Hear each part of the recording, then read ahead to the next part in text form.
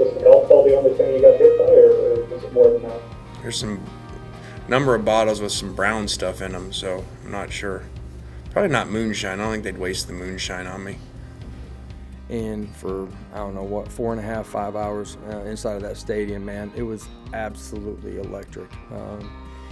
Our fans showed out in a great way. It's, I'm gonna be honest, man, that's why I wanted to be here, because I believe in the power of the T. I believe in this university, believe in this athletic department, and I believe in this fan base, man. And tonight was a great showcase of that. Can a defensive player win the Heisman? And you've got so many good ones. Is there one that you all could promote? You know, I don't know the answer to that. I would probably have said before the season that's impossible, because statistics lead you to believe that it's always going to be an offensive player. We don't really care. We let you guys decide that, and I respect it, but it's not something that we look for. And I'll be honest with you, the guys on our team are so bought into their roles, and as long as they do that, we'll keep getting better. We had a play called. We called timeout. We changed the play. Did you see something you didn't like, or? You want to know the truth? I'm not going to tell you the truth. I'm not going to throw anybody under the bus. Again, 2 questions. Who's your quarterback moving forward, and how do you explain that run defense? Yeah, those are 2 really good questions. No, it was horrible communication, I would say, is how I would evaluate what that was. I mean, it's a nice way to put it, and I'm sure that if you wrote it that way in the article, that they'd appreciate it, but that's, I can't say that that's 100% factually correct. I'm trying to establish a culture, trying to recruit great players, and we can't skip steps. And I would have liked to, and I thought maybe we could have, and maybe I got the fan base too excited and thought maybe we could skip that step, but we can't. We can't skip a step. Oh, welcome in to the latest episode of that SEC podcast. I'm your host, Michael Bratton. I go by SEC Mike on Twitter. And I'm joined as always by my cousin Shane, who goes by Big Orange Vols on Twitter. What are you up to, you big Tennessee Hober? Hey, buddy, what's going on? Oh, man, am I excited for this weekend action, Shane, in the SEC. We don't have a full slate because we got a couple teams on the bye, but, man, hey, I got to soak up each and every weekend here we got, because we only got so many in a calendar year. How you doing, brother? Absolutely, Mike. Everybody know, and I appreciate everybody reaching out and everything. Shane's good. He's talked off the ledge. He's moved on. He's on to a new week. We're going to upset Alabama. So, just kidding. No, I'm with you, Mike. I think about, where we were this time last year. There was so much uncertainties going on. There was a chance that we weren't going to have college football for that year. And it just, right. When you look at this schedule, there's 5 games, 4 that maybe matter. They all matter. It's college football, baby, and it's in the SEC. So anything can happen, So I truly believe that this is going to be an exciting weekend. Yeah, don't have as much action as we'd want, but damn, at least we got action, guys. Yeah, and speaking of that Tennessee-Alabama game, Shane, I must have caught your brother. He's in obviously, as you know, maybe the listeners don't. He's hanging out with me here in Nashville, and I've caught him about 6 times just today, Shane, laughing at this tweet you had with the man on the pontoon boat on upsetting Alabama. So I know we're getting a kick out of the action we got going on, but hey, we'll break down that game in just a minute. Before we get to our picks, as we love to do here on Friday, got to mention podcast sponsor Prize Picks. Head on over to prizepicks.com and use that promo code SEC to get you a free $100, Shane. You put in $100, they give you $200 to play with, and this is daily fantasy action. They got every pro sports, and the reason we partnered up with them, Shane, because they got them college football, they got SEC picks, so hey, I got a couple Prize Picks selections for you, Shane. How about it? Come on, lay it on me. All right, so this one I really love. This is my pick of the week here with the Prize Picks, but Arkansas playing Arkansas Pine Bluff in Little Rock. you got to assume the Razorbacks are just going to, mop the floor with Pine Bluff. So what does that mean? It means they're going to ground and pound. I mean, that's what the Arkansas Razorbacks are all about. So I'm going with running back Traylon Smith to get over 78.5 rushing yards. I think he might get that in the first quarter, Shane. How about that one? You may be right, man. I think you're tipping your hat a little bit, sir. All right, one other one that I'm really liking here, Shane. This guy is really heating up. Alabama receiver John Mechie, over 75.5 receiving yards against them Vols. I know Jamison Williams is stealing all the headlines, but Mechie the last couple weeks has really been heating up. So I like him to carry over that momentum against Tennessee. What do you think about that? Yeah, he may need that to get back into the game, you know? All right, last but not least is kind of sticking with the theme of Traylon Smith as an easy pick. I like KJ Jefferson, Shane, to go under 234.5 passing yards against Arkansas Pine Bluff.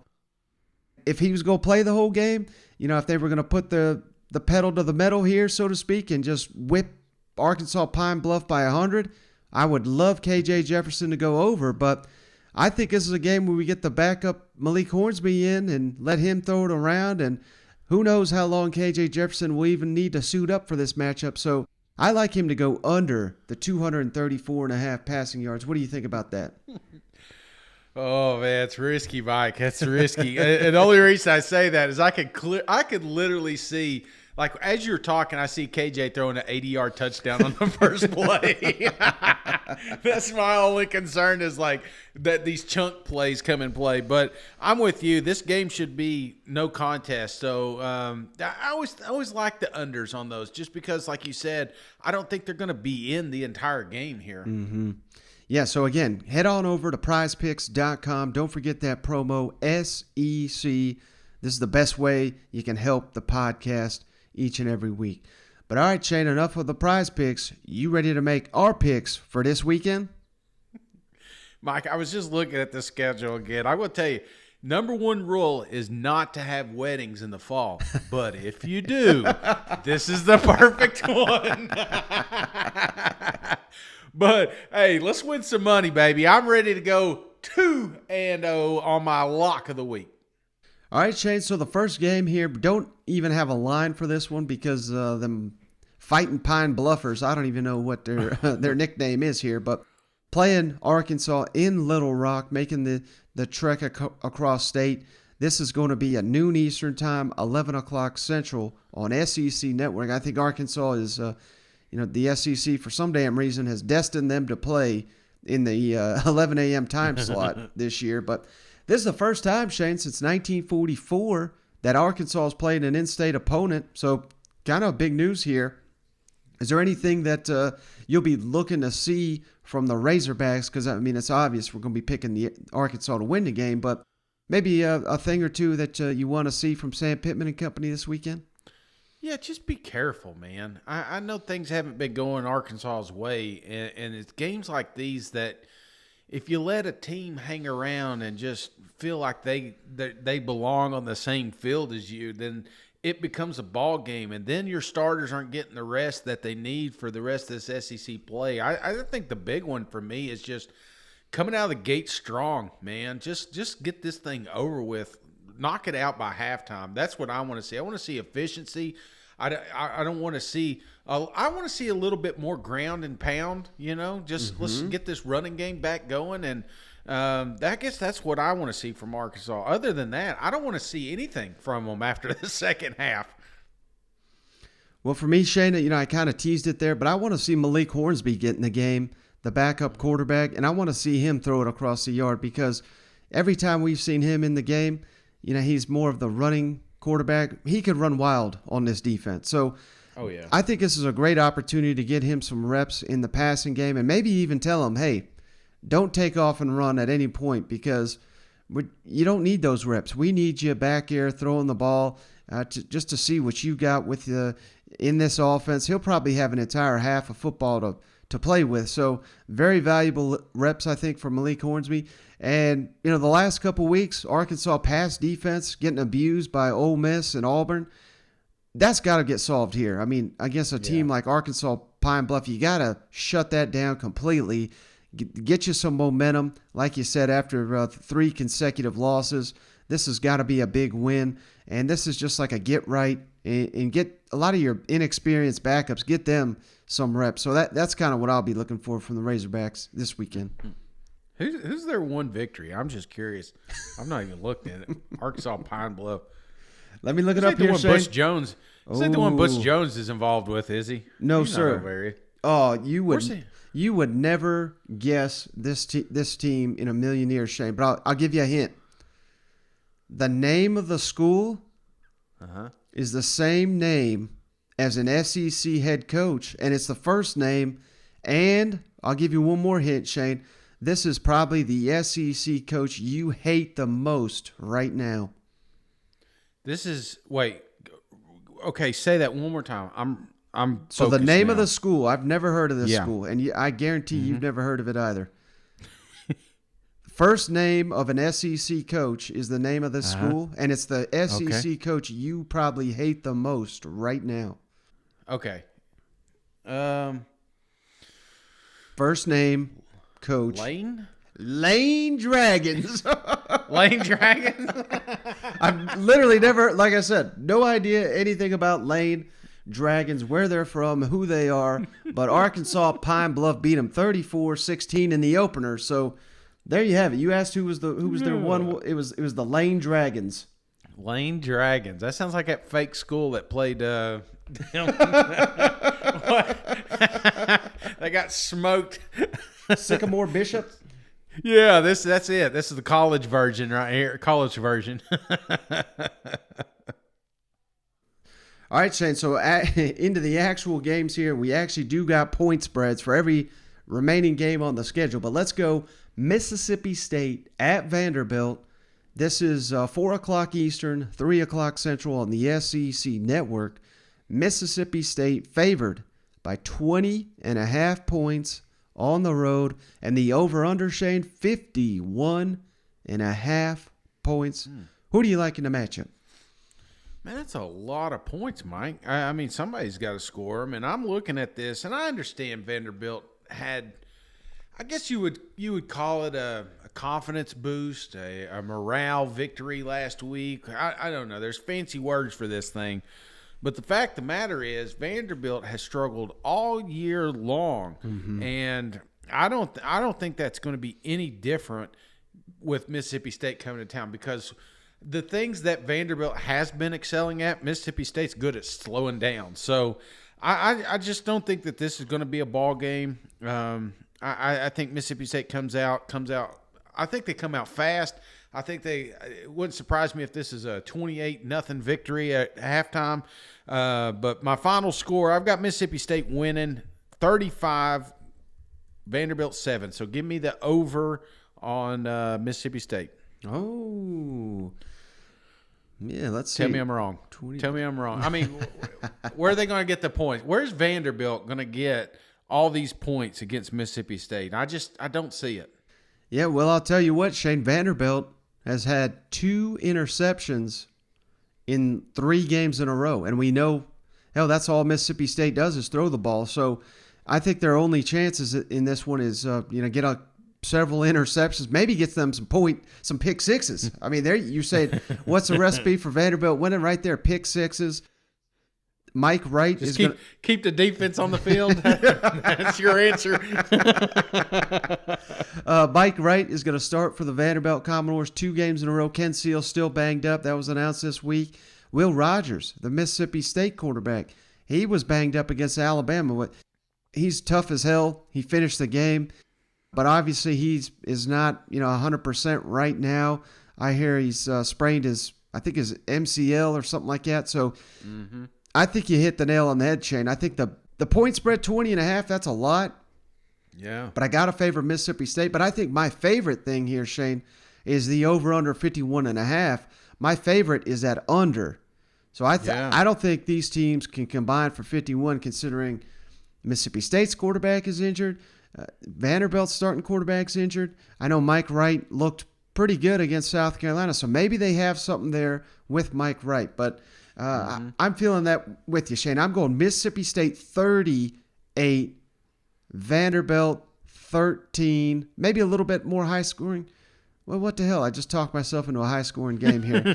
But yeah, where are you going? The under is a lock. Who cares about the points? Mississippi State's going to cover the spread. This thing's going under. Those are two of the best bets on the board, I think, this week. Is this your lock? No, You sound pretty no, confident sir. There. Okay. I'm not okay, confident save it. at all on that one. Shade, I think I've missed 3 locks in a row. So it's basically who do I want to curse this week. And I've got one for you, but it ain't Mississippi State or Vanderbilt, I promise you. Isn't it bad? You know, people listen just to hear who Mike picks so they can bet the opposite. Hey, man, I've been there. I've been there for several years. I'm feeling hot, though, right now. All right, next game on the docket, Shane, South Carolina at Texas A&M. The Aggies favored by 20.5 at home. The over-under, 44 points. This thing is at 7:30 Eastern, 6:30 Central on the SEC Network. And they play, Shane, for the Rivalry week. James Butler Bonham Trophy, Shane, who Jimbo was asked this week, you ever seen this trophy? You won 7 in a row. He said, nope, never even seen it. So who you got winning this John Bonham Trophy? That I think is the drummer from Led Zeppelin. Who you got winning this one? Mike, I tell you, out of all the disappointing games last week, South Carolina Vanderbilt had to be the top of the list. I mean, South Carolina, I feel for these fans because, you know, here I was looking for pity after that Ole Miss loss, and South Carolina sending them pictures of that old guy with that creepy face saying he's seen some things, man. You know, How many times did you get tagged with that guy this week? Oh my! Probably at least 15, Mike. 15 times. Eventually, I saved the photo because in case I need to use it later. But I'm telling you, man, South Carolina is in a bad way right now. They still, I mean, their quarterback is Luke even playing? No, he's out for the season. Oh shit! I should listen to the pod more often. Oh man, I hate this bet even more. Golly, man. Texas A&M, I'll say this. Texas A&M has finally came into form. You know what I'm saying? Since that Alabama game, it's just there's no doubt in my mind when that team's on the field that they can compete with anybody. And that I think what's worse for South Carolina, not that this is a serious rivalry, but it is at home down there for Texas A&M, and that place is going to be loud. It's going to be rowdy. Those guys are going to want to get a victory, and I think they're already celebrating. They're already making noise down there, getting ready for this bad boy because it's not going to be a ball game at all. I almost wanted to give this a lock, but I don't know. I'm more confident that. Well, how would I word this? I'm less confident that Jimbo's going to just purposely run away with this thing, even though he could. Right. So that's why I'm going to go give me South Carolina with the points. However, final score, Texas A&M 31, South Carolina 14. Ooh. What's the spread? Spread's on, what, 19.5 on this? I got it 20.5. Oh, 20.5. Okay, so it's even moving. Yeah. Mm-hmm. Okay. Man, I should have locked that up earlier. Yeah, No, I'm still going South Carolina on the points. All right. How about this stat, Shane? South Carolina, they have not scored a touchdown on Texas A&M since 2018. Oh God, and I gave them 2, Mike. Can we redo this one? 2 defensive touchdowns. Last week, Isaiah Spiller, Devon Outchain became the first Texas A&M duo to average over 7.5 yards per carry with at least 10 attempts since 2016. And we got to remember, Shane, this was an offensive line that, hell, a month ago, they couldn't block for shit. Now, It seems like they got it in control. I know Zach Calzada's up and down, but when they get him on point, they can beat Alabama. If you can beat Alabama, you can beat anybody. You know what I mean? So you got to get him going here. But, yeah, it's almost like you said. I mean, with Luke Doty out, Zeb Nolan, hell, he was the hero of the Vanderbilt game, so maybe they got something in Zeb Nolan. Maybe you're right, Shane. Maybe Zeb Nolan is the key to this thing, and he started the first couple games, and they won those games. 2-0 as a starting quarterback. Got hurt again. Well, I guess he lost the Georgia game, but he got hurt in that one. So maybe this offense runs a little bit better. Maybe it doesn't fit Luke Doty. I don't know, but there's hope there, I think, with South Carolina, and maybe you get Texas A&M to overlook you, but I ain't buying it, brother. I think Texas A&M's playing too well. I think South Carolina is arguably playing as poorly as anybody in the SEC. Kyle Field is intimidating as hell to play in. Yep. I'm going Texas A&M 30, South Carolina 6. Let's get that touchdown streak. We'll get that going until one more year. You know what? God, man, I'm just looking. I mean, I hope we're wrong on some of these, man. I hope one of these teams, they make it a game. But right now, Mike, you are 0 for 3 in competitive games that I've seen, and I don't see it getting any better, Mike. Who do we got next? Tennessee Vols at Alabama. Shane, you hit it right on the head there. Alabama favored by 25 points. The over's at 67. Game is at 7 Eastern, 6 o'clock Central on ESPN. And Crimson Tide, of course, Shane, have won 14 in a row. Who do you like in the matchup? Ooh, Mike, who do I like in the matchup? I mean, what kind of comment is that? Mike, before we get going, have you heard anything from Hooker? I mean, all Heupel will say is he's day-to-day. And some people saying he's out for the year. I have no idea, but I know if it's Joe Milton, they're in trouble, brother. Yeah. I think the biggest thing for me is just the fact that we don't know who's going to be quarterback in this game. Mm-hmm. I mean, we know Alabama, what they got on offense. We know what they got on defense. It's no question. The best thing that Tennessee has for them is the ability to score points and move the ball at times. And I think they would be able to do that with Hooker back there, but I'm not convinced that he is playing. And golly, I mean, we saw Milton, small doses last week. We've seen him big doses at the start of this season. I'm very, very leery of I mean, that's the thing. This is a risky bet either way. I mean, if Hooker's in it, let me just tell you my score real quick. I've got Alabama 41, Tennessee 24, but I got that on Hooker playing. Right. So I think they definitely can get some points scored. I think they can get within that spread. Clearly I'm not expecting a ball game. I mean, Tennessee fought their ass off last week. And then you're going into this buzzsaw with Alabama. Right. It's a perfect storm for them. And then now here you've got our quarterback. Even on this week, if Hooker didn't go, I'm still a little bit leery, but I'm going off the fact that he's going to play. Now, if he doesn't, man, I'm going to jump on here and I'm going to bet the over because I have no confidence that Milton can keep this as a ball game or even within the spread. So, but time being, I'm going to be power positive thinking. I'm going to say Tennessee's going to make this a game, and then Alabama's going to screw us at the end and then run away with this thing and win barely 41-24.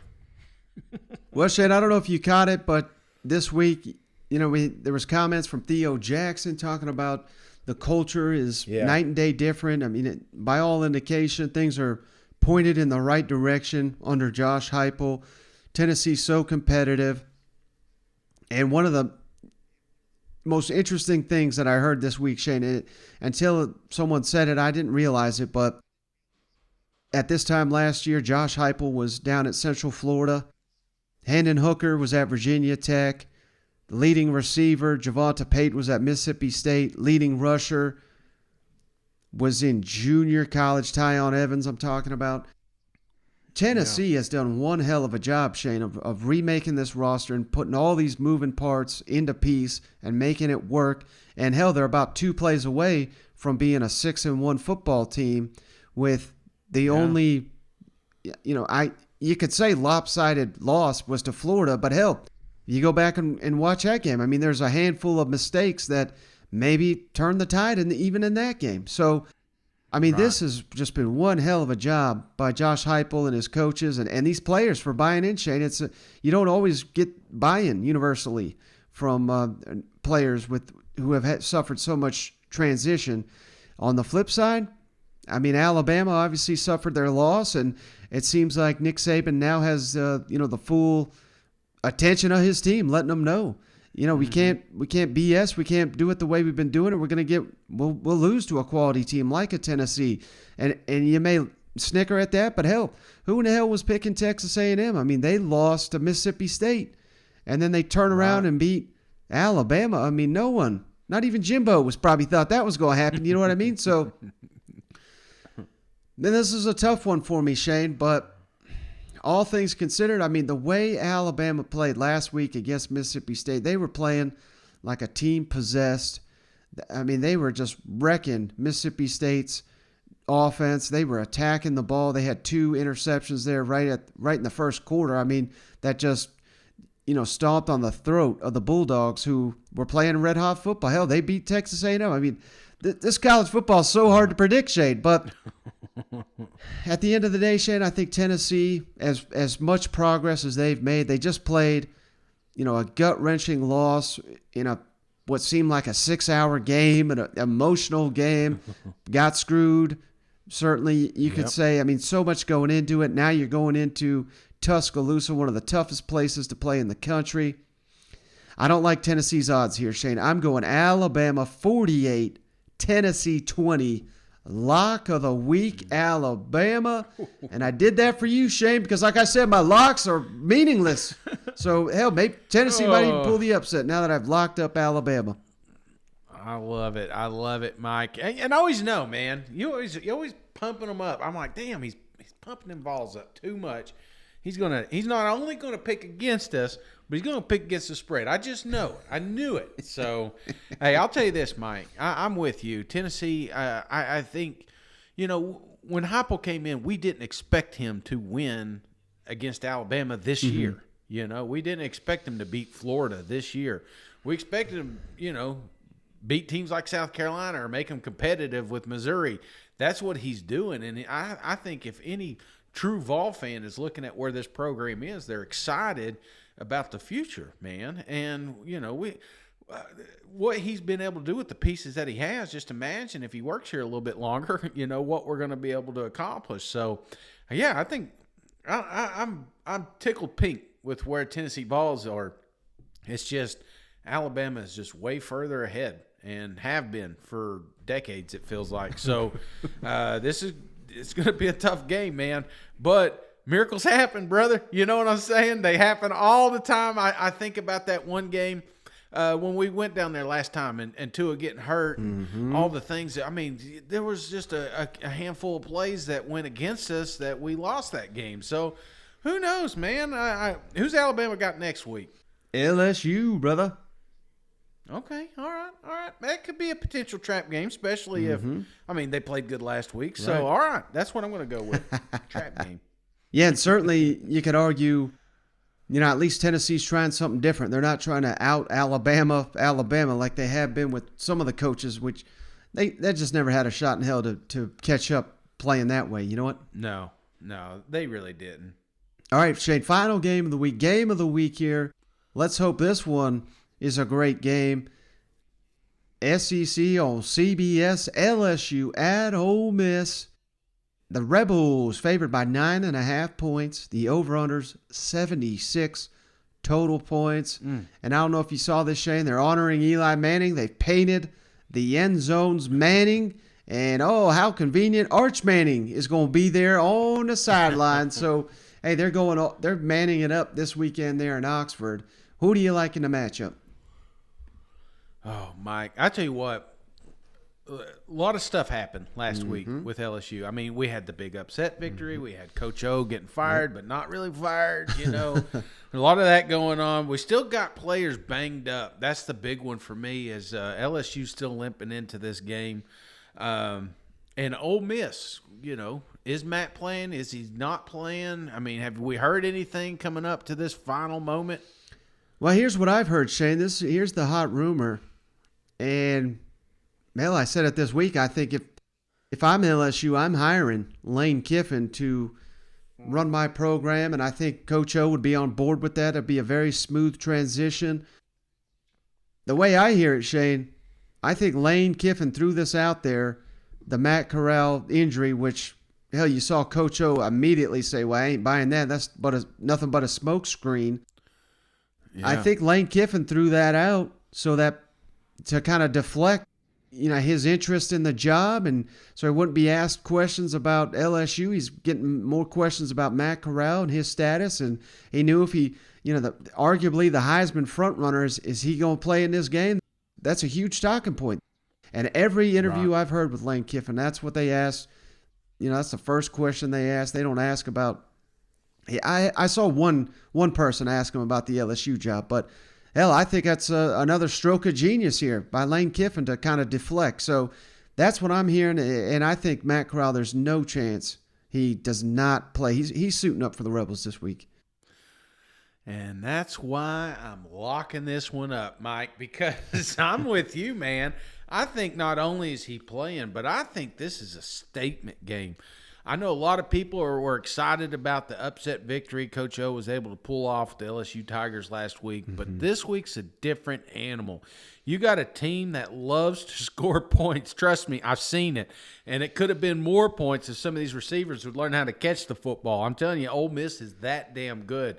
And they can put points up in a hurry. And that's exactly what I think this thing gets into. I mean, look at them. They're saying it's going to be a 70, 80-point game. It's going to be another shootout. Who do you favor? Do you favor LSU? I mean, what have they shown you this year that says they're going to be able to compete and stay up with Ole Miss?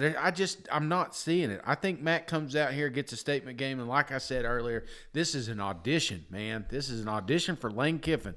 You just said it. Arch is going to be on that sideline. Whoever goes to LSU, I'm telling you, he wants. This is an audition, not just for LSU, but for Arch Manning, man. There's so many factors. This is a package deal. And if you think this shit ain't going on behind closed doors, you're crazy, because if Lane seriously has an opportunity to get this job, he's leaving. I hate to say it, Ole Miss. I love you guys. I met some of the greatest fans this weekend, but this is not his dream job. LSU's a dream job. This game is going to be ugly. And I'm going to go ahead and lock this bad boy down. Ole Miss 49, LSU tries to backdoor it 27. Well, Shane, I don't know if you made this pick, if you realize Coach O, he's 5-0 against Ole Miss. LSU 5-0. Coach O's unemployed, Mike. That's LSU, one of the only teams in the country, Shane, 19 for 19 in the red zone. Only 3 teams in the country are perfect in the red zone. And LSU, hell, they got that ground game going now, Shane. The receivers are starting to get going. And I think it makes sense why this spread is so much that, they just worked the Florida Gators. But I went back and watched that game, Shane. First time I watched it, I was at the bar with no audio. But, it helps when you're on your rewatch, you realize they run for damn near 400 yards. Yeah. They got 4 interceptions of the Florida Gators. They were picking them down left and right. Yet they didn't win the game till about a minute left, and they needed a 4th and goal, a wild pass play just to get the win. If you rush for damn near 400 yards and intercept the opponent 4 times, you probably should win by about 20, 30 points. Yep. That surprising outcome, I thought it was the biggest shock of the weekend last week in the SEC. Had that not occurred, LSU's probably a 20, 30-point underdog against Ole Miss. So, I ain't buying into LSU just yet. I've been pumping them all year. Now I'm burying them, but I think Ole Miss is that good. It's like you said, it's the Manning week here, and whether Lane Kiffin stays at Ole Miss or he doesn't, he's going to want to impress Arch Manning. I think he's trying to get Matt Corral to be the Heisman Trophy winner. I think he's trying to get Matt Corral to be the number 1 overall pick, because that's how you impress a quarterback, Shane. And after we just saw Matt Corral rush for over 200 yards, I think he wants to show, this is an offense you can rush for 2+. Now you can turn around the next week and throw for 400 yards. So I'm right there with you, Shane. I think this is an easy pick.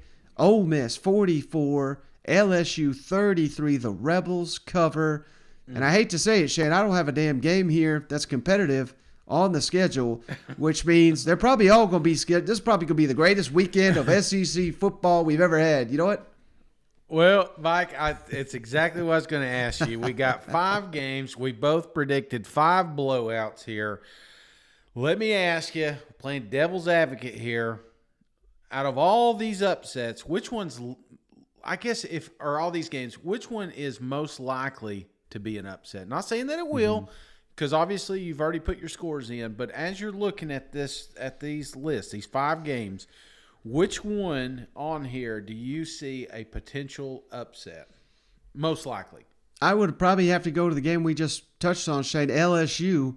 And I don't know how much you buy into this stuff, but maybe the team, plays inspired for Coach O.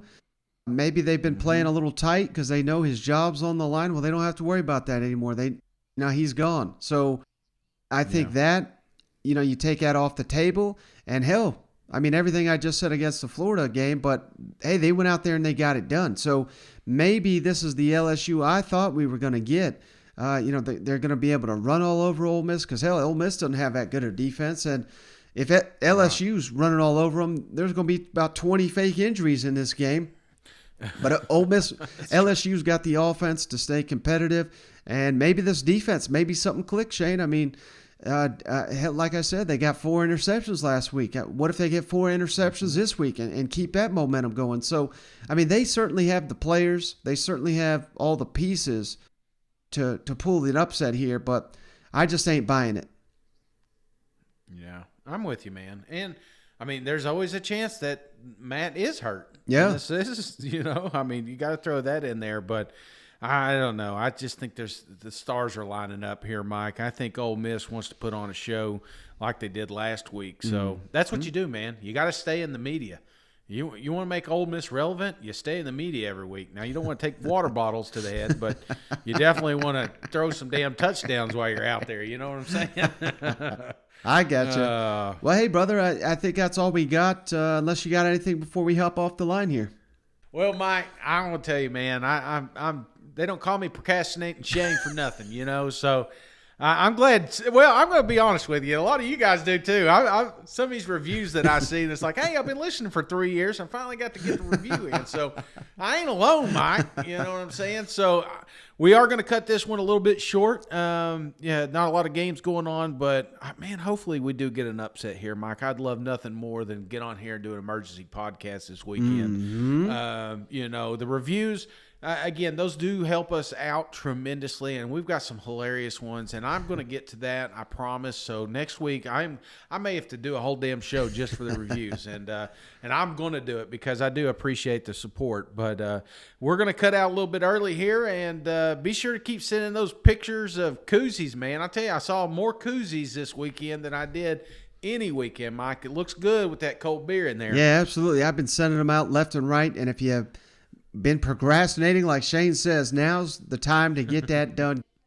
Rate us 5 stars on the Apple Podcast app. Send us your review screenshot at that secpodcast@gmail.com. Let us know what team you support, and we'll send you a beer koozie free of charge. That's just our way of saying thanks. But, hey, I hope everybody has a great weekend of action. Have some fun, drink you some beer, and that's going to do it for this episode. I appreciate each and every one of you for listening to the show, and I appreciate you, Shane, for joining me as always. Catch you on the next one. All right, see you guys. Go Vols. Trap game.